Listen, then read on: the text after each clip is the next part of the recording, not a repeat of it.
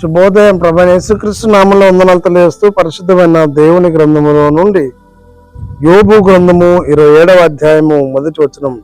యోబు ఇకను ఉపమాన విధిగా ఇట్లనను, నా ఊపిరి ఇంకను నాలో పూర్ణముగా ఉండుటను బట్టి దేవుని ఆత్మ నా నాసికారంధ్రములలో ఉండుటను బట్టి.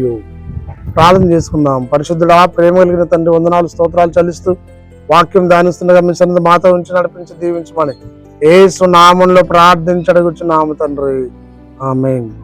దేవుడైనటువంటి ప్రభువు యోబుకు తోడై ఉన్నాడు. యోబు యథార్థవంతుడు, నీతిమంతుడు, పరిశుద్ధుడై ఉన్నాడు. అంత మాత్రం తన మాటలో ఏ పాపం చేయకుండా తప్పిపోకుండా తన పవిత్రతను కాపాడుకొని ఈ లోకంలో నివసించాడు.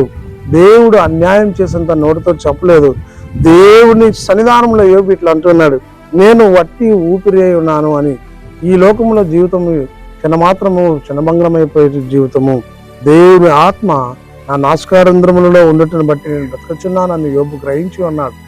నేను కూడా జీవాత్మ కలిగినటువంటి దేవుని కుమార్తెను కాబట్టి ఆత్మ ఎప్పుడు వెళ్ళిపోతుంది ఎవరికి కూడా తెలియదు.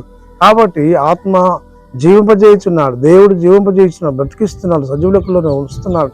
కాబట్టి అట్టి సజీవుడైన క్రీస్తుని కలిగి ఈ లోకంలో, సంఘంలో, సమాజంలో ముందుకు సాగున్నట్లు పరిశుద్ధ ఆత్మ దేవుడు తోడైండి నడిపించి దీవించిన గాక.